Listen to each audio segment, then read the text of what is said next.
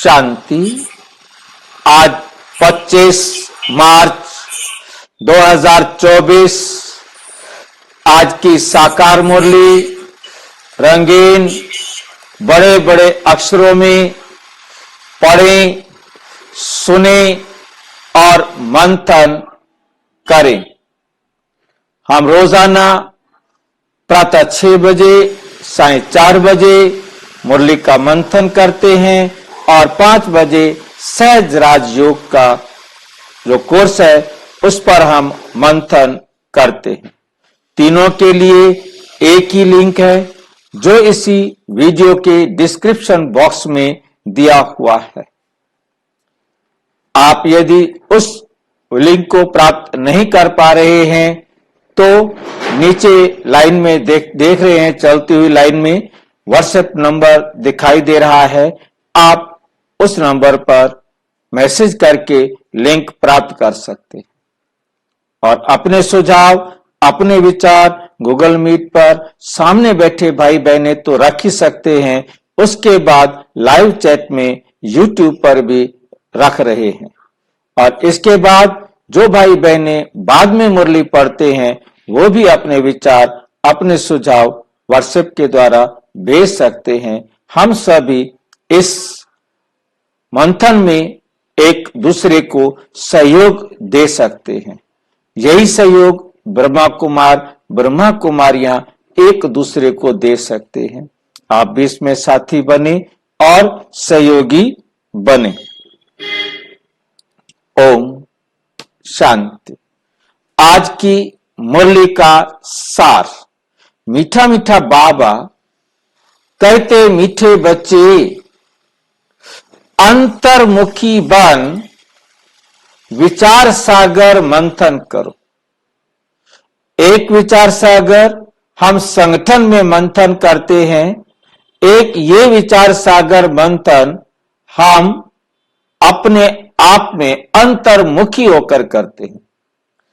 जब हमें अंतर्मुखी होकर विचार सागर मंथन करना है और संगठन में बैठकर मंथन करना है, इन दोनों में क्या अंतर है? संगठन में बैठकर मंथन करना अर्थात बाबा का ज्ञान जो हमें मिल रहा है उसको समझने और समझाने में सहयोगी बनना कि हमें बाबा जो कह रहा है उसका मतलब क्या है, और वो मतलब सुनते हुए सभी जागृत अवस्था में हैं, उनको क्या लगता है, दूसरे को क्या लगता है। जब सब एक मत हो जाते हैं तो समझा जा सकता है कि ये सही है। जहां तक मतभेद है तब तक उस पर चर्चा करने की भी जरूरत है कि ये वाला राइट है कि ये वाला राइट है। ये है आपस में भाई बहनों का बैठकर मुरली मंथन करना। और दूसरा हो जाता है हमारा अंतर्मुखी बन विचार सागर मंथन करना, अर्थात स्वयं को बाबा की श्रीमत समझाना। क्योंकि ये भी हमारा युद्ध चलता है अपने अंदर। अब तक जो हमारे संस्कार बने हुए हैं उनमें और बाबा की श्रीमत में हमने मुरली मंथन किया, सबके बाद बीच में बैठ करके। उसके बाद अब मुरली मंथन हमने अपने साथ करना होता है। जब हमें अपने साथ मुरली मंथन करना है वो है मेरे पूर्व संस्कारों के बीच में और बाबा की श्रीमत के बीच में, कि वो पहले वाला जो मैंने अपने जीवन में धारण किया हुआ है वो राइट है या बाबा जो कह रहे हैं ये राइट है। जब दोनों में से राइट तय कर लेते हैं तो वे फिर हमारे जीवन में संस्कार के रूप में बनने के लिए पहला एक्ट होता है, पहला कर्म होता है कि हम उस पर एक्शन लेते हैं।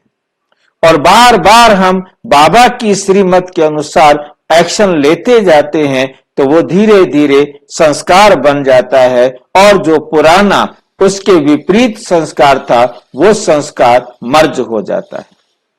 जो बाबा की श्रीमत के अनुसार है वो संस्कार बन जाता है और जो पहले वाला संस्कार था वो मर्ज हो जाता है। ये होता है अंतर्मुखी बन विचार सागर मंथन करना। तो खुशी और नशा रहेगा, खुशी भी रहेगी, नशा भी रहेगा। क्योंकि जब कोई बच्चा नया नया सवाल करता है तो उसे बहुत खुशी होती है, उसे बहुत खुशी होती है, और वो खुशी सवाल पूरा होने के साथ बराबर हो जाती है। जैसे वे फिर दूसरा सवाल सोल्व करता है, दूसरी प्रॉब्लम सोल्व करता है, तो उसे खुशी होती है। लगातार जो प्रॉब्लम सोल्व करता जाता है तो उसे खुशी मिलती है। जब वो खुशी अनुभव में बदलती है तो नशा चढ़ता है। जब सफलता अनुभव में आ जाती है तो नशा चढ़ जाता है। मैं एक्सपर्ट हूं, मैं इन प्रकार की सारी समस्याओं का समाधान कर सकता हूं, मैं विघ्न विनाशक बन जाता हूं। जब मैं विघ्न विनाशक बन जाता हूं तो नशा रहता है। अब मेरे सामने कोई समस्या नहीं आ सकती, समस्या का समाधान करने वाला बन गया, विघ्न विनाश करने वाला बन गया, तो नशा रहेगा। तुम बाप समान टीचर बन जाएंगे। फिर आप इतना एक्सपर्ट हो जाते हैं, जैसे आप समझ सकते हैं कि कोई एक्सपर्ट टीचर है, उसके सामने कोई भी बच्चा अपनी प्रॉब्लम लेके जाता है, बस एक झलक में बताता है, वो उस लाइन में गलती है, ठीक कर लो, आपकी उस लाइन में गलती है, वहां गलती है, वो देखो वहां पर ऐसे कर लो। वो देखते ही प्रॉब्लम को बता देता है कि ऐसे सोल्व करना है। टीचर का काम है एक्सपर्ट होना। तो आप जब इतना एक्सपर्ट बन जाएंगे कि आपके सामने कोई भी आएगा, उनके हर विघ्न का विनाश करके विनाश करना आपके लिए सहज होगा। आप उसे बताएंगे बस ऐसे कर लो, आप ठीक हो जाएंगे, प्रॉब्लम सोल्व हो जाएगी। मतलब कैसी भी समस्या वाला व्यक्ति आपके सामने आएगा, क्योंकि आप एक्सपर्ट हो गए हो, टीचर बन जाएंगे। कैसे टीचर बन जाएंगे? वो भी बाप समान, रूहानी समस्याओं का समाधान करने वाले। आप मैथ टीचर से पढ़ेंगे तो मैथ के एक्सपर्ट बनेंगे, साइंस के एक्सपर्ट बनेंगे, इंग्लिश के एक्सपर्ट बनेंगे, परंतु यहां आप किससे पढ़ रहे हो? परम पिता परम आत्मा से, तो आप बाप समान टीचर बन जाएंगे। ओम शांति। प्रश्न, किस आधार पर अंदर की खुशी स्थायी रह सकती है? किस आधार पर अंदर की खुशी स्थायी रह सकती है, परमानेंट रह सकती है? हमारे अंदर लगातार हर समय खुशी बनी रहे, उसके लिए हम क्या करें? उत्तर, स्थायी खुशी तब रहेगी जब औरों का भी कल्याण कर सबको खुश करेंगे। औरों का भी क्या करेंगे? कल्याण करेंगे और सबको खुश कर देंगे। तब आपको क्या रहेगी? स्थायी खुशी। जब औरों का भी कल्याण करेंगे, कोई भी आपके पास आएगा, आप उनका कल्याण करें, सबको खुश करेंगे, तब आपको खुशी रहेगी। क्योंकि खुशी देने में खुशी मिलती है, इसलिए कहा जाता है खुशी बांटनी होती है। दुख नहीं बांटने होते और सुख बांटने होते हैं। खुशियां बांटनी होती हैं, खुशियां बांटने से खुशियां मिलती हैं। रहम दिल बनो तो खुशी रहेगी। रहम दिल, सब पर रहम करने वाले बनो, सबको बाप का परिचय दो, सबको परमपिता परमात्मा से मिलाएं। जब सबको परमपिता परमात्मा से मिलाते जाएंगे तो आपके जीवन में भी खुशी आती जाएगी। जो रहम दिल बनते हैं, उनकी बुद्धि में रहता है कि ओह ओ, हमें सर्व आत्माओं का बाप पढ़ा रहे हैं, पावन बना रहे हैं, हम विश्व का मालिक महाराजा बनते हैं। ऐसी खुशी उनके अंदर रहती है और ये खुशी वे सबको दान करते रहते हैं। सबको क्या दान करते हैं? हमें भगवान पढ़ा रहे हैं, हमें पावन बना रहे हैं, हमें विश्व का महाराजा बना रहे हैं। आप भी आओ और आकर विश्व का महाराजा बनो। ये ज्ञान, ये समझ, ये बुद्धि जब आप सबको दान करते रहते हैं तो आपको भी खुशी रहती। और जितनी देर तक दान करेंगे उतनी देर तक सदा दान करते रहेंगे तब सदा खुश रहेंगे। थोड़ा समय दान किया तो थोड़ा समय खुशी मिलेगी, बाकी सारा समय नहीं मिलेगी। ये लाइन बहुत अच्छी तरह से समझनी है। हमने सदा दान करते रहना है, सदा दान करते रहेंगे तो सदा खुशी रहेगी। ओम शांति। रूहानी बाप रूहानी बच्चों से पूछते हैं, बच्चे ये ओम शांति किसने कहा? बच्चों ने कहा शिव बाबा ने। हाँ, शिव बाबा ने कहा, क्योंकि बच्चों को मालूम है ये सभी आत्माओं का बाप है। शिव बाबा सभी आत्माओं का बाप है। कहते हैं मैं कल्प कल्प इस रथ में ही आकर पड़ा था, मैं कल्प कल्प इस रथ में ही आकर पढ़ाता हूं। अब ये हुआ पढ़ाने वाला टीचर, ये हुआ पढ़ाने वाला टीचर। टीचर आएगा तो कहेगा गुड मॉर्निंग। पहले बच्चे कहते हैं गुड मॉर्निंग कि टीचर कहता है गुड मॉर्निंग? किसे कहना है गुड मॉर्निंग? बच्चों को कहना चाहिए। परंतु टीचर क्यों बोलता है गुड मॉर्निंग? पहले शिव बाबा क्यों बोलते हैं गुड मॉर्निंग? ये निरंकारी टीचर है। ये गुड मॉर्निंग करोगे तो पता चलेगा ना बाबा आए। हाँ, ये निरहंकारी तो है, परंतु ये जब तक गुड मॉर्निंग ना करे हमें पता नहीं लग सकता कि ये शिव बाबा आ गया है, क्योंकि उनकी आवाज से ही पता लगता है कि आ गया है। क्योंकि जो मैंने ब्रह्मा बाबा से, क्योंकि आवाज चेंज नहीं होती थी, तो मैंने उन भाइयों से पूछा कि भाई आप तो जब साकार बाबा थे, शिव बाबा जब उनमें प्रवेश करते थे, आपको कैसे पता लगता था? कहते भाई जी बस ऐसे लगता था, ऐसे हल्की सी खंगार भरते थे और हम उस खंगार से ही समझ जाते थे शेर आ गया, और शेर आ जाता था, तो हम उसकी खंगार से ही पहचान जाते थे बाबा। मतलब फिर बाबा की जो बैठक थी ना, उसमें भी जैसे कि ताकत आ जाती थी, एकदम अलग लगता था कि हाँ अब शिव बाबा आ गए। टीचर आएगा तो कहेगा गुड मॉर्निंग, बच्चे भी कहेंगे गुड मॉर्निंग। ये बच्चे जानते हैं कि आत्माओं को परमात्मा गुड मॉर्निंग करते हैं। लौकिक रीति से गुड मॉर्निंग तो बहुत ही करते हैं रहते हैं।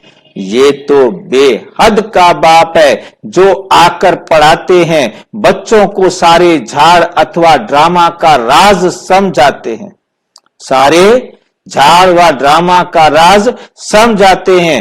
तुम जानते हो जो सभी आत्माएं हैं, सबका बाप आया हुआ है, सबका बाप आया हुआ है। ये निश्चय सारा दिन बुद्धि में रहे कि बेहद का बाप हमको पढ़ाते हैं। वे हमारा बाप, वो हमारा बाप भी है, वो हमारा टीचर भी है, गुरु भी है, और उनको रचता भी कहते हैं। ये भी समझना पड़े, ये भी हमें समझना पड़े। आत्माओं को रचते नहीं, परमात्मा आकर आत्मा को रचते नहीं, समझाते हैं। मैं बीज रूप हूं, बाबा समझाते हैं कि मैं बीज रूप हूं। इस मनुष्य सृष्टि रूपी झाड़ का नॉलेज तुमको सुनाता हूं। मैं सारी सृष्टि का बीज रूप हूं और मैं सारी सृष्टि के झाड़ की नॉलेज तुमको सुनाता हूं। परमात्मा बीज है, सारे झाड़ की नॉलेज तुमको सुनाता है।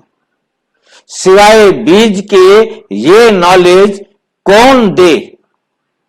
ये क्यों कौन दे सकता है सिवाय बीज के?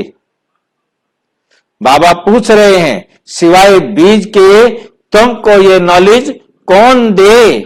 और कोई दूसरा ये नॉलेज दे नहीं सकता। बीज में नॉलेज है, बीज में नॉलेज है। दुनिया वाले बीज में तो शक्ति होती है, दुनिया के बीज में शक्ति होती है कि वो एक पेड़ बना सकता है, परंतु शिव बाबा में ये नॉलेज है जिससे वे सारे झाड़ को बनाते हैं, सारे झाड़ को बनाते हैं। सिवाय बीज के ये नॉलेज कौन दे? ऐसे नहीं कहेंगे कि झाड़ को उसने रचा। ये लाइन बहुत अच्छी तरह हमें अपनी बुद्धि में साफ करनी है। ऐसे नहीं कहेंगे कि झाड़ को उसने रचा। कहते हैं बच्चे, ये झाड़ तो अनादि है, ये वर्ल्ड ड्रामा तो अनादि है, मैंने इसे रचा नहीं। तो किसने रचा?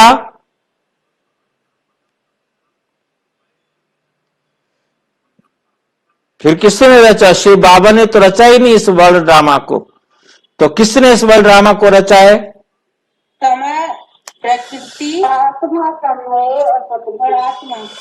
आत्मा, समय और प्रकृति, इन तीनों ने मिल करके सृष्टि को रचा। तो परमात्मा का तो नाम ही नहीं आया।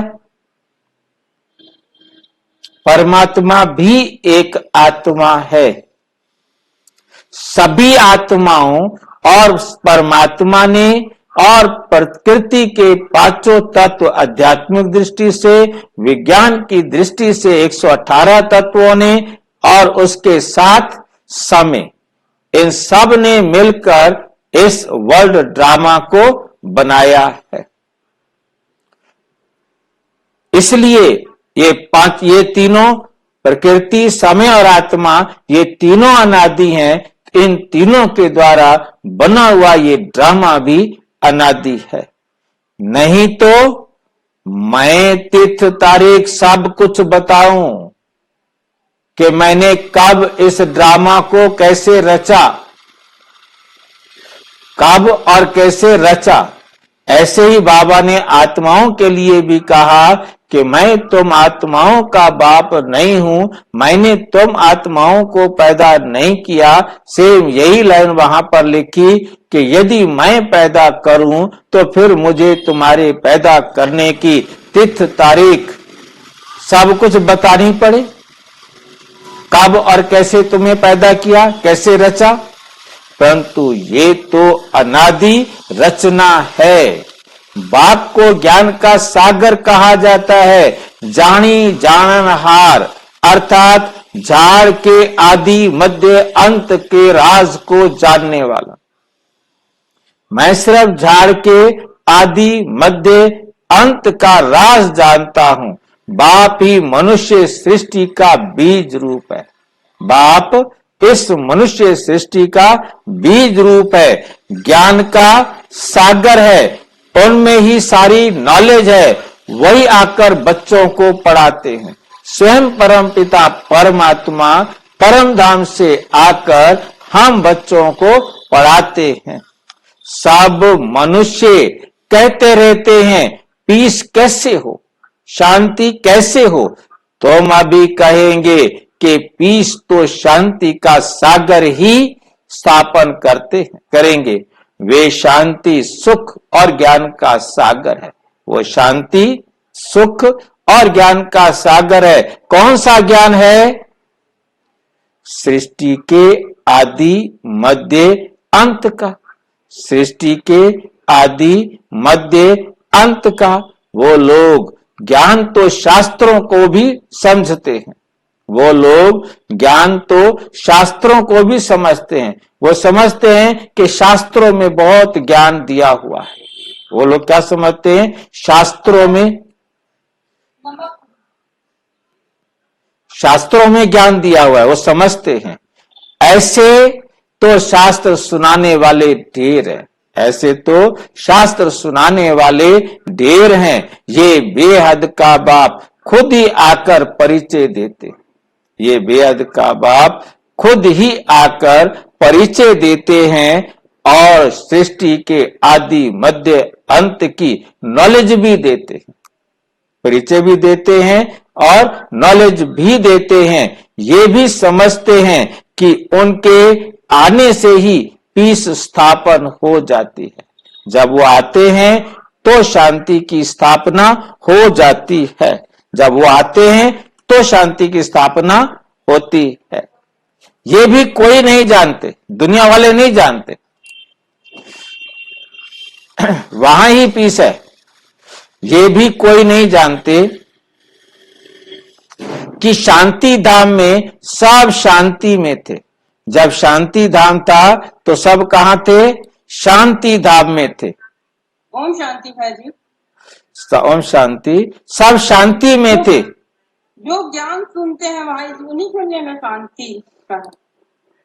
बाबा कहते जब यहां पर क्या कहते हैं, सतयुग होता है ना, परमात्मा आते हैं, आकर के शांति की स्थापना करते हैं, वहां ही पीस है। ये भी कोई नहीं जानते, मतलब दुनिया वाले इस बात को नहीं जानते, क्योंकि जब तक बाबा ना आए, ज्ञान ना सुनाए, उनको ही, जिनको ज्ञान सुनाएंगे उनको ही ये शांति का अनुभव होगा, बाकियों को ये अनुभव नहीं हो सकता। कि शांति धाम में सब शांति में थे। वहां का मतलब परम धाम के अंदर तो शांति होती है, और वहां सब क्या होते हैं? एकदम शांति में होते हैं, सारे एकदम शांति में रहते हैं।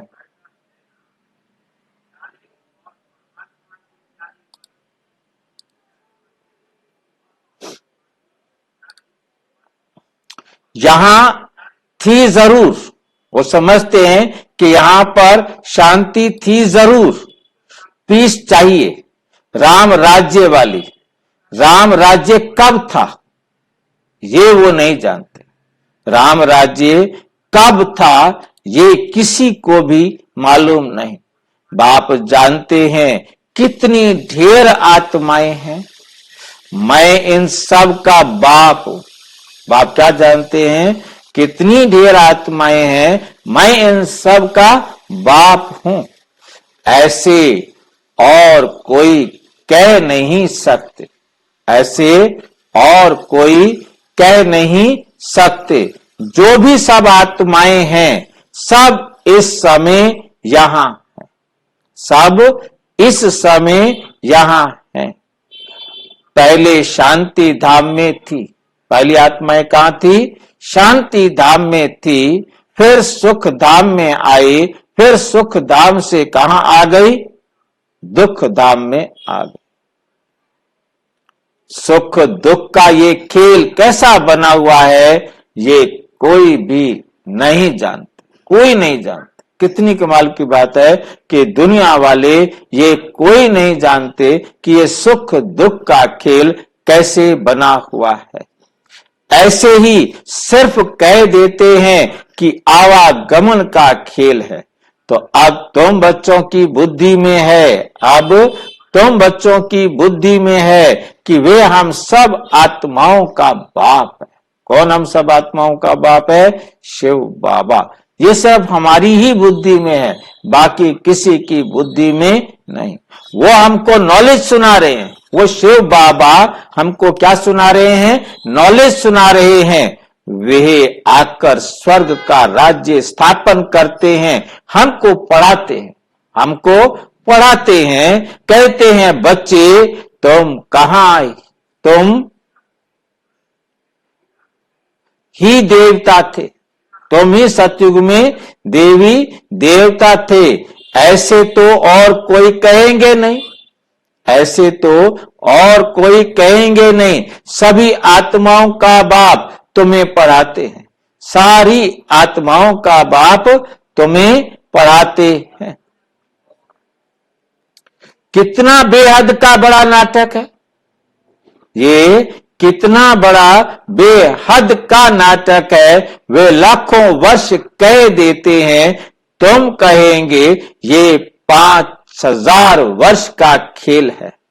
अभी तुम जान गए हो शांति दो प्रकार की है, शांति दो प्रकार की है। एक है शांति धाम की और दूसरी है सुख धाम की। एक है शांति धाम की और दूसरी है सुख धाम की। ये तुम बच्चों की बुद्धि में है कि सभी आत्माओं का बाप हमको पढ़ाते। यह हम बच्चों की बुद्धि में है कि सभी आत्माओं का बाप हमें पढ़ाते हैं।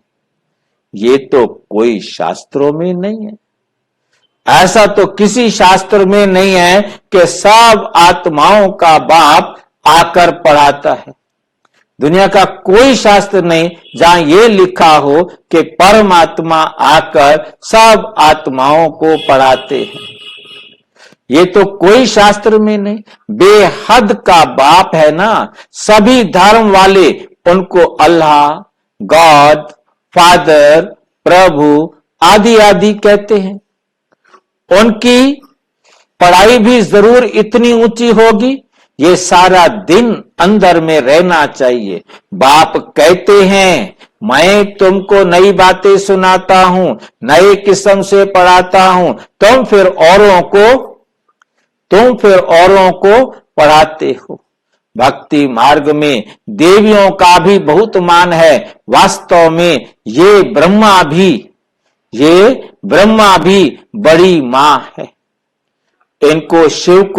इनको मतलब शिव को तो सिर्फ पिता कहेंगे। ब्रह्मा हमारी मां है, शिव हमारा पिता है, तो इनको मात पिता फिर इनको कहेंगे। ब्रह्मा हमारी मां है, शिव हमारा पिता है। इस माता द्वारा बाप तुमको एडॉप्ट करते हैं। इस ब्रह्मा माता के द्वारा बाप तुमको क्या करते हैं? एडॉप्ट करते हैं। बच्चे बच्चे कहते रहते हैं, बच्चे बच्चे कहते रहते हैं। बाप कहते हैं मैं हर 5000 वर्ष के बाद तुमको ये नॉलेज सुनाता हूं। बाबा कब आके हमें ये नॉलेज सुनाते हैं? 5000 वर्ष के बाद आकर हम बच्चों को ये नॉलेज सुनाते हैं। ये चक्र भी तुम्हारी बुद्धि में है। तुम एक अक्षर नया सुनते हो। तुम एक अक्षर नहीं, एक अक्षर। एक का क्या मतलब होता है? 2 बार एक क्यों लिख दिया? एक बार से काम नहीं चल सकता था? जब किसी शब्द को 2 बार प्रयोग किया जाता है, दिन दिन, प्रतिदिन, एक प्रति एक, कल्प कल्प, प्रति कल्प, साल साल, प्रति साल, याद रखना है। जब 2 बार इनको यूज किया जाता है, उसका मतलब होता है हर साल, हर दिन। ठीक है क्या नहीं? एक प्रत्येक अक्षर नया सुनते हो। बाबा आकर जो क्या करते हैं, हमें नया ज्ञान देते हैं। ज्ञान सागर बाप की है रूहानी नॉलेज। ज्ञान सागर बाप की ये कैसी नॉलेज है? रूहानी नॉलेज है। बाप ही ज्ञान का सागर है। बाप ही ज्ञान का सागर है। आत्मा कहती है बाबा बच्चे भी सब बातें अच्छी रीति बुद्धि में धारण करते हैं। बच्चे भी अच्छी रीति बुद्धि में धारण करते हैं। अंतर्मुखी हो ऐसे जब विचार सागर मंथन करेंगे, अंतर्मुखी होकर, बाहरमुखी नहीं, अंतर्मुखी में याद रखना है केवल मैंने आत्मा को देखना है। किसकी आंखों से देखेंगे आत्मा को? तो आत्मा को देखेंगे। हाँ जी, हाँ जी, ज्ञान की आत्मा से। सारी आत्माएं ज्ञान की आत्मा से, ज्ञान से ही देखते हैं, बुद्धि से ही देखते हैं। परंतु आंखें किसकी होंगी? ज्ञान जितना जितना किसी ने दुनिया के किसी बाबा से लिया, किसी किताब से लिया, वो भी अपने आप को अंतर्मुखी करते हैं। वो उस गुरु जी के ज्ञान के द्वारा देखते हैं। तो यहाँ पर हमें क्या कहना है? शिव बाबा की दी हुई आंखों से देखना है। शिव बाबा के द्वारा दिए हुए ज्ञान के तीसरे नेत्र से हमने अंतर्मुखी होकर देखना है। मतलब बाकी तो ज्ञान हमारे पास, अब कोई कहता है अभी ऐसे करो तो हम उनके अनुसार करते हैं। कोई कहता है ऐसे चलना चाहिए, तो जब माँ ने कहा हो, चाहे टीचर ने कहा हो, चाहे गुरु ने कहा हो, चाहे बहन जी ने कहा हो, चाहे भाई जी ने कहा हो, किसी ने भी कहा हो, हम उनकी मत को मान करके हम उसको देखना शुरू कर देते हैं, उसी प्रकार से सोचना शुरू कर देते हैं। परंतु यहाँ हमें बहुत अच्छी तरह से बुद्धि में समझ लेना है कि हमने शिव बाबा की दिखाई हुई आंखों से, दी हुई तीसरे नेत्र से, ज्ञान के तीसरे नेत्र से, समझ से हमको देखना है। हमने किसी दूसरे के द्वारा, भाई बहन जी, दीदी दादी, कोई और किसी दूसरे के नहीं, शिव बाबा का। यदि कोई दीदी भाई बहन कोई भी ज्ञान दे रहा है, कोई भी भाषण कर रहा है, उसको हमें याद रखना है, चेक करना है बाबा की श्रीमत के अनुसार। यदि वो बाबा की श्रीमत के अनुसार है तो उसे अपने जीवन में एक्सेप्ट करना है, नहीं तो एक्सेप्ट नहीं करना है। क्योंकि ये हमें बहुत अच्छी तरह से याद रखना है कि कोई भी अपनी मत बीच में मिक्स कर देगा तो वो मन मत मिक्स हो गई। ये बात बहुत अच्छी तरह से समझना है। चाहे मैं भी क्यों नहीं बता रहा हूं, उसको भी बाबा की श्रीमत के अनुसार जरूर चेक करना है। चाहे और भी कोई बता रहा हो, उसको बाबा की श्रीमत के अनुसार ठीक है, नहीं है तो तर्क करो, अच्छी तरह समझने और समझाने का प्रयास करो। इसी को कहा जाता है मंथन। ये मंथन है संगठन में मंथन, और वो मंथन है आत्मा को बाबा की ज्ञान की दृष्टि से चेक करना और चेंज करना, परिवर्तन करना। तब खुशी रहेगी और नशा भी रहेगा। बड़ा टीचर तो शिव बाबा है ना, बड़ा टीचर तो है शिव बाबा। वे फिर तुमको भी टीचर बनाते हैं, उनमें भी नंबरवार हैं।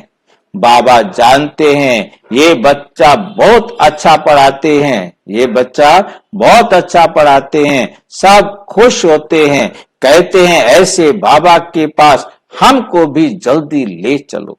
जिसने तुमको ऐसा बनाया, जिसने तुमको ऐसा बनाया, बाबा बतलाते हैं मैं इनके बहुत जन्मों के भी अंत के जन्म के भी अंत में इनमें प्रवेश करता हूं।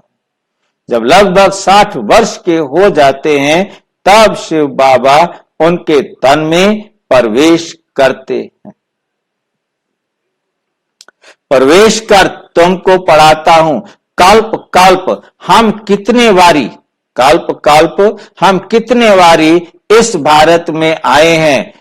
तुम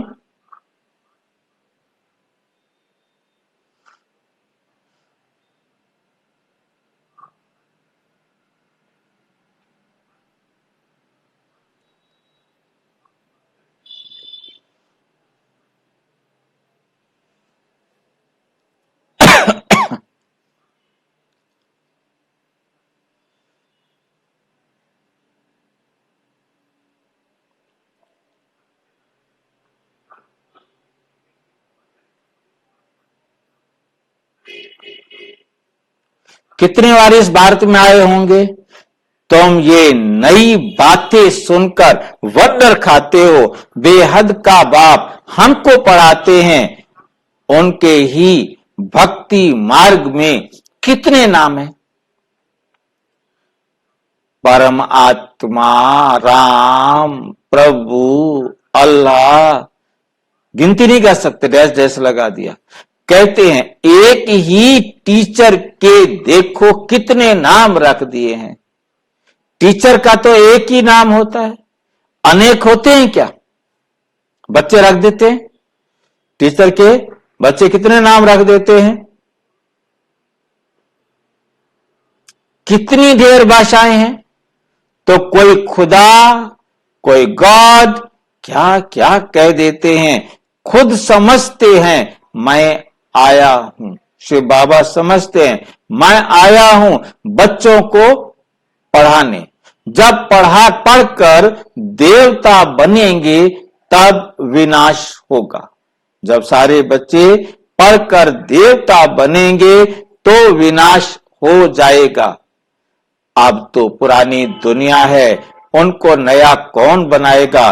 बाप कहते हैं, बाबा कहते हैं, क्या कहते हैं? बाप कहते हैं मेरा ही पार्ट है, मैं ड्रामा के वश हूं। ये भी बच्चे जानते हैं भक्ति का कितना विस्तार है, भक्ति का कितना विस्तार है। ये भी खेल है। आधा कल्प भक्ति को लगता है, अब फिर बाप आए हैं। हमको पढ़ाने वाला भी वही है, वही शांति स्थापन करने वाला भी है।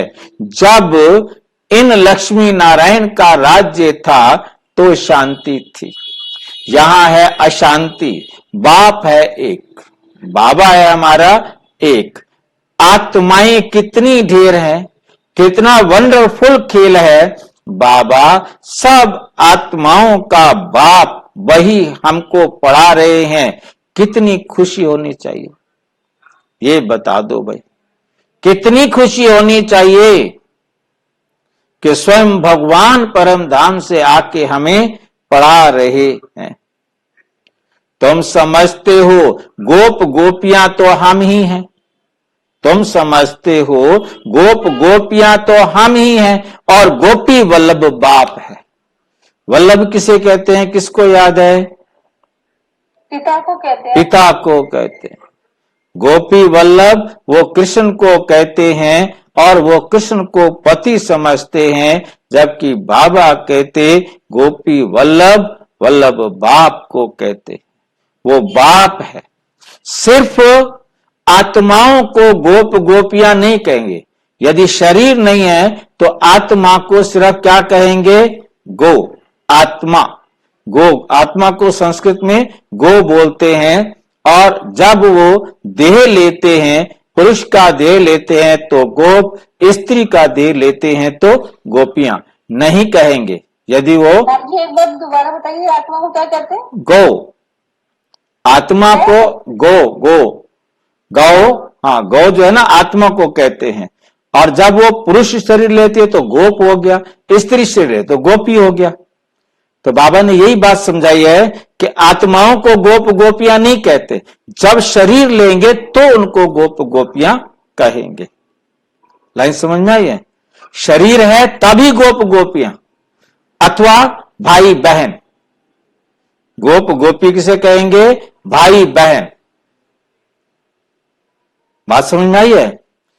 हम आत्मा है, हम आत्मा है तो गोप गोपी नहीं कहेंगे। गो माना आत्मा। और जब हमने शरीर लिया तो गोप गोपी कहेंगे। और गोप गोपी का अर्थ बाबा ने क्या दिया? भाई बहन कहा जाता है। गोपी वल्लभ शिव बाबा के हम बच्चे हैं। गोपी वल्लभ शिव बाबा के हम बच्चे हैं। गोप गोपियां अक्षर ही मीठा है, गायन भी है। अच्युतम केशवम गोपी वल्लभम जानकी नाथम, ये गाते रहते हैं संस्कृत में। तो बाबा कहते गोपी वल्लभम मैं ही हूं, सब सीताओं का नाथ भी मैं ही हूं। ये दुख में आकर मैं सबके दुखों को दूर करने वाला भी मैं हूं। ये महिमा भी इस समय की है, परंतु ना जानने के कारण, कुछ पता नहीं है इसलिए गुड़ गुड़धानी कर देते हैं। गुड़धानी किसी ने देखी है, सुनी है? नहीं। किसी ने गुड़धानी खाई है? देखी नहीं, सुनी नहीं, खाई नहीं। भुने हुए गेहूं और गुड़ उसको मिला के गुड़धानी होते हैं। कैसे कैसे बनती है? जो लौकी होती है, जो भूनते हैं ना, जो उसकी गुड़धानी होती है। गुड़ तो अलग होता है, धानी है ना, जो को भूनते हैं उसको बोलते हैं धानी। हाँ, जो गुड़ जौ या गेहूं दोनों की बनाई जाती है मतलब धान में दोनों आ जाते हैं, परंतु धान को कूटना पड़ता है, छीलना पड़ता है ताकि उसका छिलका निकल जाए। उसके बाद उसको में गुड़, जैसे चाशनी से लगा देते हैं ना, ऐसे गुड़ उसके ऊपर चढ़ा देते हैं, तब उसको गुड़धानी कहा जाता है। जैसे भाई आप जब गेहूं भूनते हैं तो वो भुने हुए गेहूं में अपने आप से गुड़ मिल जाता है, उसमें गुड़ मिलाते हैं तो अपने आप से गुड़ उसमें चिपक हाँ, मतलब जाता है। गरम हो, वही मैं बता रहा हूं, जब मिलाएंगे मतलब उसके अंदर तभी होगा ना। गरम गरम गेहूं को भून करके पहले गेहूं को भिगोते हैं, फिर उसको सुखाते हैं, फिर उसको भूनते हैं, और जब भून जाती है तब उसमें गुड़ डाल देते हैं गरम गरम में। तो वो गुड़ गरम गरम गुड़ जो है ना, और धानी में गुड़ मिलते नरम हो जाता है, और उसको अच्छी तरह जल्दी जल्दी मिला दिया जाए तो सारे को गुड़ मिल जाता है। जैसे आज मार्केट में गज्जक मिलती है, चावलों वाले जो फूल बने होते हैं फुले, उनकी मिलती है ऐसे। पर तो वो जरा बेल करके एक पीस बना देते हैं, पर तो वो टुकड़े टुकड़े अलग अलग होता है, वो आपस में चिपक भी जाते हैं, तो उसे बोलते हैं गुड़धानी।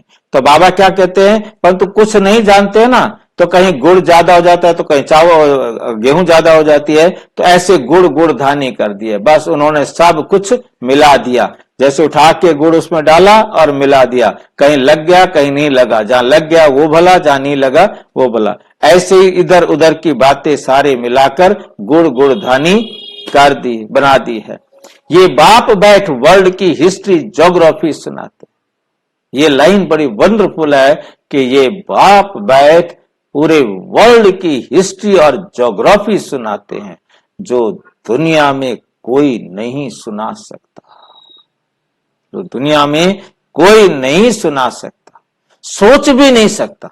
मैं इस हिस्ट्री ज्योग्राफी के बारे में तो इतना मेरे दिमाग में आता है कि कोई सोच भी नहीं सकता कि कैसे ये इतिहास और भूगोल चलता है।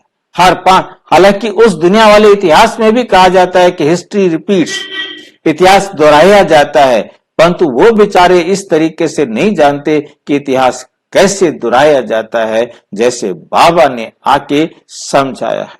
वो लोग तो सिर्फ इन खंडों को जानते हैं, भारत के इन खंडों को ही जानते हैं। सतयुग में किसका राज्य था, कितना समय चला, ये भी नहीं जानते। क्यों? क्योंकि कल्प की आयु लाखों वर्ष के लिए बिल्कुल ही घोर अंधियारे में है। अब बाप आकर तुमको सृष्टि चक्र की नॉलेज देते हैं, जिसको जानने से तुम त्रिकालदर्शी त्रिनेत्री बन जाते हो। ये पढ़ाई है। बाप खुद कहते हैं, मैं कल्प कल्प कल्प, 2 बार तो हमने पढ़ा था, अभी 2 बार यदि कल्प कल्प कह दे तो प्रत्येक कल्प हो जाए। अब यहां तो 3 बार कह दिया, तो अब क्या होगा इसका अर्थ?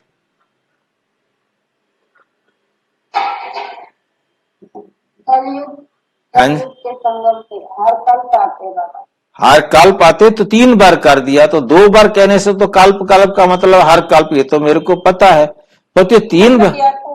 हाँ जी, हो सकता है कि पिछले कल्प भी आया है बाबा। ध्यान से समझना है, जहां कल्प कल्प 2 बार आया है उसका अर्थ तो प्रत्येक कल्प है, मतलब परमात्मा हर कल्प में आते हैं। जब तीसरा कल्प लिखा है तो कल्प के संगम युग पर आते हैं। जब 2 कल्प का संगम युग आता है उस पर आते हैं, 2 युगों के संगम पर नहीं। अंतर समझ रहे हैं? पहले जो 2 कल्प है उसके बाद कॉमा लगा दिया है। कल्प कल्प का मतलब है हर कल्प, प्रत्येक कल्प परमात्मा आते हैं, परंतु दूसरा हो गया कल्प के संगम युग पर आते हैं। जब एक कल्प खत्म होने वाला है, दूसरा कल्प शुरू होने वाला है, 2 कल्पों के संगम युग पर आकर के तुमको पुरुषोत्तम बनाता हूं। बाकी की, हाँ जी, ये कल्प 5000 वर्ष वाला कल्प बताया है कि सिर्फ ये जैसे कलयुग या त्रेता या सतयुग, इसमें कौन सा कल्प इसमें बताया है? देखो, जो 4 युग हैं अलग अलग, उनको युग कहा जाता है। सतयुग, त्रेता युग, द्वापर युग, कलयुग। जब ये चारों युग मिल जाते हैं उसको कहा जाता है कल्प। जैसे 7 दिन जब मिल जाते हैं तो उसे कहा जाता है सप्ताह, 30 दिन मिल जाते हैं तो उसे कहा जाता है महीना, 12 महीने मिल जाते हैं तो उसे कहा जाता है साल। इसी प्रकार 4 युग जब मिलते हैं तो उसे कल्प कहा जाता है। मतलब एक कल्प का चक्कर पूरा हुआ, अब दूसरा कल्प शुरू होगा। तो भाई जी ये सतयुग के मतलब ये कलयुग के बाद में जो ये संगम युग चल रहा है, तो यही मतलब ये कल्प वाला संगम युग है, और हर युग के बाद संगम युग नहीं होता है? नहीं, इसलिए किसी और संगम का महत्व तो नहीं दिया जाता। ये जो संगम युग है ये 2 कल्पों का संगम युग है। एक कल्प खत्म हो रहा है और दूसरा कल्प शुरू हो रहा है। अच्छा अच्छा अच्छा जी, ठीक है। मतलब क्योंकि बहुत अच्छी तरह से बारीक बारीक बातें हैं, हमें समझ में आ जाएं। नंबरवार तुम ही बनते हो, नंबरवार तुम ही बनते हो, पढ़ाई से ही मर्तबा मिलता है। क्योंकि जैसे तुम पढ़ाई करते हो, पढ़ाई से ही तुम्हें क्या मिलता है? मर्तबा मिलता है। जितनी अच्छी तरह पढ़ाई पढ़ेंगे उतना ऊंच पद आपको मिलेगा, क्योंकि ज्ञान समझ में आने से है। तुम जानते हो हमको बेहद का बाप पढ़ाते हैं। हमें पढ़ाने वाला कौन है? बेहद का बाप हमको पढ़ाते हैं। वो तो कह देते हैं परमात्मा नाम रूप से न्यारा है। क्या गलती है इसमें? इस लाइन में कोई गलती है क्या? वो कहते हैं तो परमात्मा नाम रूप से न्यारा है, इस लाइन में कोई गलती? लगाया उन्होंने, नहीं, नाम रूप न्यारा है। हाँ, हमें क्या कहना है कि परमात्मा का नाम रूप न्यारा है। अब से फालतू में लग गया, से एवं ही लग गया। कहते कहते जैसे मैंने आपसे कुछ कहा, आप भूल गए, आपने बीच में से लगा दिया, तो आगे वो फिर से लगता ही जाएगा। तो हमें बहुत अच्छी तरह से याद रखना है कि परमात्मा का नाम रूप न्यारा है, हमारे जैसा नहीं है। उनका आत्मा का नाम है, हमारा शरीर का नाम है। हमारा रूप शरीर का है, उनका रूप जो है आत्मा का ही रूप है। वो केवल आत्मा ही है, वो कभी शरीर लेते ही नहीं। उनका नाम और रूप विचित्र है, क्योंकि विचित्र आत्मा का नाम और रूप माना जाता है। तो इसलिए से न्यारा होने का मतलब होता है कि उसका नाम रूप है ही नहीं, परंतु उसका नाम भी है और उसका रूप भी है। ठिक्कर भीतर में है कह दिया। क्या क्या कहते रहते हैं। देवियों को भी कितनी भुजाएं दे दी, 4 भुजाएं, 6 भुजाएं, 8 भुजाएं, 16 भुजाएं, और ब्रह्मा को 1000 भुजाएं दे दी। और रावण को क्या दे दिए? 10 सिर। रावण को क्या दे दिए? 10 सिर दे देते हैं। तुम बच्चों को दिल में आना चाहिए, सब आत्माओं का बाप हमको पढ़ाते हैं, पावन बनाते हैं, तो अंदर में कितनी खुशी होनी चाहिए। बाबा पूछ रहे हैं, बताओ अंदर में कितनी खुशी होनी चाहिए। परंतु वे खुशी तब आएगी, कब आएगी वो खुशी हमारे पास? वो खुशी तब, हाँ, जब फिर औरों का कल्याण कर सबको खुश करो, रहम दिल बनो, औरों को खुशी देंगे तो आपको भी खुशी मिलेगी। बिना दिए मिलने वाली नहीं है।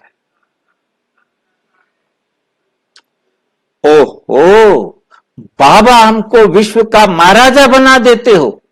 बाबा हमको विश्व का महाराजा बना देते हो। राजा रानी प्रजा सब विश्व के मालिक बनेंगे ना, वहां वजीर होते नहीं। क्यों नहीं होते वजीर? मंत्री सतयुग में क्यों नहीं होते? क्यों?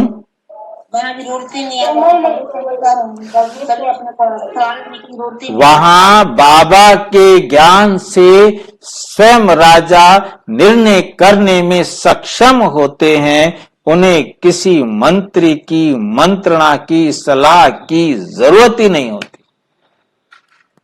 जब राजा कमजोर होता है, निर्णय करने में असमर्थ होता है, तब मंत्रियों की जरूरत पड़ती है। जिसके लिए हमारे सामने बहुत बड़ा अच्छा एग्जाम्पल है कि इंग्लैंड के अंदर आज तक भी राजतंत्र चलता है।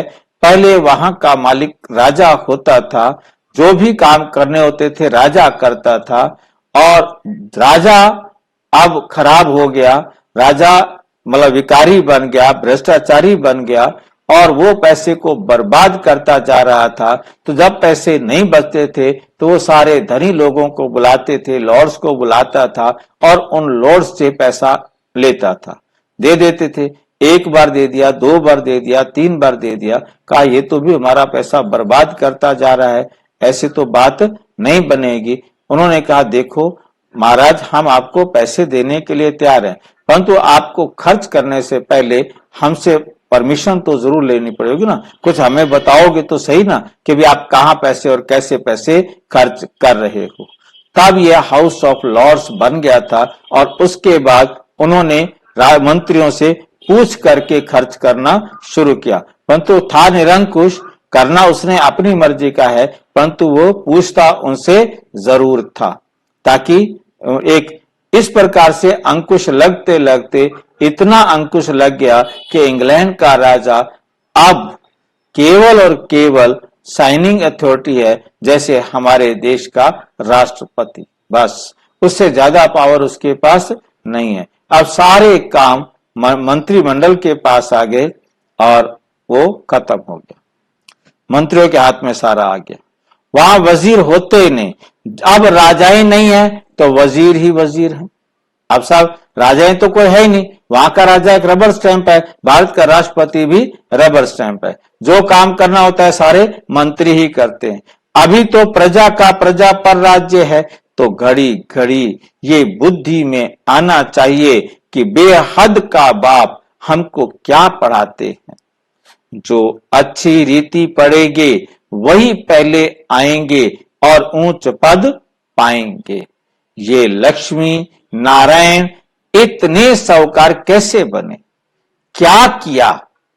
भक्ति मार्ग में कोई बहुत साहूकार होते हैं तो समझा जाता है इसने ऐसे ऊंच कर्म किए हैं। ईश्वर अर्थ दान पुण्य भी करते हैं, समझते हैं इनकी एवज में हमको बहुत कुछ मिलेगा, तो दूसरे जन्म में साहूकार बन जाते हैं, परंतु वे देते हैं इनडायरेक्ट। वे देते कैसे हैं? इनडायरेक्ट, जिससे अल्पकाल के लिए कुछ मिलता है। अब बाप आया है, सबको याद करते हैं, सब उनको याद करते हैं, कहते हैं कि आकर पावन बनाओ। ऐसे नहीं कहेंगे कि ये नॉलेज दो। बाबा को, परमात्मा को सारे क्या कहते हैं? आकर हमें पावन बनाओ। ऐसे नहीं कहेंगे कि ये नॉलेज दे, ऐसा लक्ष्मी नारायण हमको बनाओ, ऐसा कोई नहीं कहता। मनुष्यों की बुद्धि में तो श्री कृष्ण ही याद आता है। बाप को ना जानने के कारण कितना दुखी हो पड़े हैं। अब बाप तुमको देवी संप्रदाय का बनाते हैं, तुम शांति धाम जाकर फिर सुख धाम में आएंगे। बाप कितना अच्छी रीति समझाते हैं। बात सुनते हैं परंतु जैसे कि सुनते ही नहीं, जैसे कि सुनते ही नहीं है। पत्थर बुद्धि से पारस बुद्धि होते ही नहीं है। सारा दिन बाबा बाबा ही याद रहना चाहिए, सारा दिन बाबा बाबा ही याद रहना चाहिए। स्त्री का पति पिछाड़ी कैसे प्राण निकल जाता है, स्त्री का बहुत लव रहता है। यहां तो तुम सब बच्चे हो, फिर भी नंबरवार तो है ना, फिर भी नंबरवार तो है ना। तुम जानते हो ऐसे बेहद के बाप को हम घड़ी घड़ी भूल जाते हैं। बाप कहते हैं मुझे याद करने से तुम्हारे विकर्म विनाश होंगे, फिर भी भूल जाते हैं। अरे ऐसा बाप जो तुमको विश्व का मालिक बनाते हैं, उनको तुम भूलते क्यों हो? माया के तूफान आएंगे, फिर भी तुम कोशिश करते रहो, बाप को याद किया तो वर्षा मिल जाएगा। स्वर्गवासी देवताएं तो सब बन जाते हैं, बाकी सजाएं खाकर फिर बनते। स्वर्गवासी देवताएं तो सब बन जाते हैं, बाकी क्या होता है, सजाएं तो खानी पड़ती है। जितना नहीं सुधरे, कमियां खाई, कमियां रही तो सजाएं खाकर फिर बनते हैं। बनते तो राजा राजा बन जाएंगे, परंतु जितने सुधरे नहीं उतनी सजा खानी पड़ती है, फिर पद भी बहुत कम हो जाता है। ये सब नई बातें ध्यान में तब आएंगी, कब आएंगी, फिर जब बाप को, टीचर को याद करते रहेंगे। तुम टीचर को भी भूल जाते हो, तुम टीचर को भी भूल जाते हो। बाप कहते हैं जब तक मैं हूं, विनाश का समय आए और सब कुछ इस ज्ञान यज्ञ में स्वाहा हो जाए, तब तक पढ़ाई चलती रहेगी। अब समझ में आ गया पढ़ाई कब तक पढ़नी है? जब तक पूरा स्वाहा नहीं होंगे, आखिरी सांस तक आपको पढ़ना है। ऐसे स्कूल में हमने एडमिशन ले लिया, छुट्टी नहीं मिलती, प्रिपरेशन लीव भी नहीं मिलती। जब तक स्वाहा हो जाए तब तक पढ़ाई चलती रहेगी। तुम कहेंगे पढ़ाया तो सब कुछ है, और फिर क्या पढ़ाएंगे, सारा कुछ तो पढ़ा दिया। कह सकते हैं हम ऐसा कि इतनी मुरलियां? नहीं कह सकते, क्योंकि एक ही मुरली हम जितनी बार पढ़ते हैं कुछ नया मिलता है। जितनी बार पढ़ते हैं नया मिलता है, न कुछ ना कुछ पॉइंट्स रह जाती हैं। ऐसा कितना अजीब टीचर है कि इतनी सहज पढ़ाई भी कठिन लगती है कि भाई एक बार पढ़ लो समझ में नहीं आती, दोबारा पढ़ो कुछ और समझ में आता है, तीसरी बार पढ़ो तो कुछ और समझ में आता है। क्या क्या छुपा के रख देता है मुरली के अंदर। नई नई पॉइंट्स निकलती रहती हैं, तुम सुनकर खुश होते हो ना, तो अच्छी रीति पढ़ो और सुदामा मिसल जो ट्रांसफर करना है वो भी करते रहो। ये भी बहुत बड़ा व्यापार है। बाबा व्यापार में बहुत फराक दिल थे, ब्रह्मा बाबा व्यापार में बहुत फराक दिल थे। रुपये से एक आना धर्माऊ निकालते थे। एक आने का मतलब समझते हैं? एक आने में, पहले रुपए में 16 आने होते थे, तो एक आने में एक आना, 1 रुपए का एक आना, जितने रुपए हुए उतने आने धर्म के काम में लगाने होते थे। भाई जी हम 4 आने की आइसक्रीम खाया करते थे, 4 आने 25 पैसे। ठीक बात है। तो ये जो है ना, 4 आने भी 25 पैसे में भी 1 पैसा फालतू था, थे नहीं। 24 पैसे का 4 पैसे का आना होता था। एक आने में 4 पैसे हुआ करते थे। 4 पैसे का एक आना होता था और 16 आने का 1 रुपया होता था। तो पैसे अलग, पहले पैसे की कीमत अलग रूप में होता था, 16 आने में 1 रुपया। ये 25 पैसे तो जो 100 पैसे वाला रुपया बना उसके 25 पैसे थे। पहले 4 आने, पहले 4 पैसे, 4 पैसे का जो है ना 1 आना, फिर 4 आने, फिर 4 आने के बाद जो है ना 8 आने, और 8 आने के बाद 1 रुपया। परंतु उसके बाद 50 पैसे को हमने 8 आने कहना शुरू कर दिया था। 25 पैसे को अठन्नी कहना शुरू कर दिया था। परंतु उससे पहले जो है ना 4 आने, 4 पर चलता था। 4 पैसे, 4 आने, 16 आने, 4 चौवन्नी इकट्ठी करेंगे तो 16 आने हो जाएगा। आने का हिसाब किताब था। बल घाटा पड़ता था। रुपए से 1 आना धर्माऊ निकालते थे, भल घाटा पड़ता था, क्योंकि सबसे पहले हमको डालना पड़ता था। कहते थे आप जितना जास्ती भरेंगे, आपको देख सब भरेंगे तो बहुतों का कल्याण हो जाएगा। वे था भक्ति मार्ग, वे क्या था? भक्ति मार्ग। यहां तुम सब कुछ, अब तो सब कुछ बाप को दे दिया। अब किसको दे दिया? सब कुछ बाप को दे दिया। बाबा ये सब कुछ लो। बाप कहते हैं तुमको सारे विश्व की बादशाही देता हूं। विनाश का साक्षात्कार, चतुर्भुज का भी साक्षात्कार हुआ तो उस समय समझ में आया कि हम विश्व का मालिक बनेंगे। बाबा की प्रवेशता थी ना, विनाश देखा, बस ये दुनिया खत्म हो रही है, ये धंधा आदि क्या करूं, छोड़ो गदाई को, हमको राजाई मिल रही है। अब बाप तुमको भी समझा रहे हैं कि सारी पुरानी दुनिया का विनाश होने वाला है। तुमको कुंभकर्ण की नींद से जगाने का कितना पुरुषार्थ कर रहे हैं तो भी तुम जागते नहीं हो। तो बच्चों को एक बाप को ही याद, बच्चों को एक बाप को ही याद करना है। सब कुछ बाप को दे दिया तो जरूर एक बाप ही याद आएगा। जहां तुम्हारा धन होगा वहां तुम्हारा मन होगा। इसलिए अपना तन मन धन बाबा को दे दो तो आपकी बुद्धि भी बाबा में लग जाएगी। याद कर सकते हो जिनके माथे मामला, नींद फिटे सोई, और उसकी नींद क्या हो जाएगी? फिट जाएगी, उसको नींद नहीं आएगी। जिसके सिर पर जिम्मेवारी हो, अब ब्रह्मा बाबा के सिर पर जिम्मेवारी थी, रात को नींद नहीं आती थी। कितनी बांधेलियों के समाचार आते थे।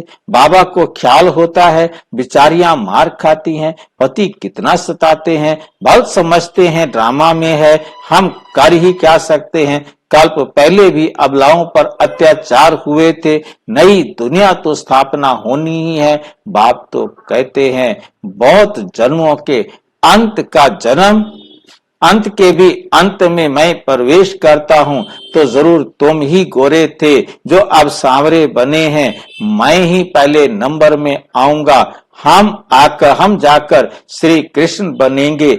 इस चित्र को देखता हूं तो ख्याल आता है कि ये जाकर बनूंगा। तो बाप बच्चों को अच्छी रीति समझाते हैं। अब बच्चों का काम है समझकर दूसरों को समझाना, समझकर दूसरों को समझाना। अच्छा, मीठे मीठे सिक्की लधे बच्चों प्रति माता पिता बाप दादा का याद प्यार और गुड मॉर्निंग। रूहानी बाप की रूहानी बच्चों को नमस्ते। हम रूहानी बच्चों की रूहानी बाप दादा को नमस्ते नमस्ते। धारणा के लिए मुख्य सार नंबर 1, हम गोपी वल्लभ की गोपियां हैं। हम इस खुशी व नशे में रहना है। अंतर्मुखी बन विचार सागर मंथन कर बाप समान टीचर बनना है। सुदामा मिसल अपना सब कुछ ट्रांसफर करने के साथ साथ पढ़ाई भी अच्छी रीति पढ़नी है। विनाश के पहले बाप से पूरा वर्षा लेना है। कुंभकर्ण की नींद में सोए हुओं को जगाना है। वरदान, मधुरता के गुण द्वारा संस्कार मिलन करते हुए मंगल मिलन मनाने वाले होली हंस भाव। क्या बनो? पवित्र हंस बनो। जैसे होली पर रंग खेलते और एक दो का मुख मीठा कराते मंगल मिलन मनाते हैं, ऐसे आप होली हंस बच्चे जब एक दो को रूहानियत के संग का रंग लगाकर मधुरता की मिठाई खिलाते हो, आपके नयनों से, मुख से, चलन से मधुरता प्रत्यक्ष रूप में दिखाई देती है। तब मंगल मिलन अर्थात संस्कार मिलन, मंगल मिलन अर्थात हमारे संस्कार सबके साथ मिल जाते हैं, तब खुशियां आती हैं। आपस में संस्कारों का मिलन होना ही प्रत्यक्षता का आधार है। तब समझो कि भगवान का सबको विश्वास होगा कि वाक्य में ही भगवान प्रत्यक्ष हो गया। इसी से ही जय जयकार होगी। इससे क्या हो जाएगी? जय जयकार होगी। स्लोगन है, विधेयपन का अभ्यास करो, यही अभ्यास अचानक के पेपर में पास कराएगा। यही अभ्यास अचानक के पेपर में पास कराएगा। अच्छा, ओम शांति। और विस्तार से जानने के लिए प्रजापिता ब्रह्मा कुमारी ईश्वरीय विश्वविद्यालय के किसी भी सेवा केंद्र पर संपर्क करें और यदि कोई प्रश्न है तो 9213106986 पर केवल टेलीग्राम करें। 9650692270 पर केवल व्हाट्सएप करें, फोन नहीं। ओम शांति।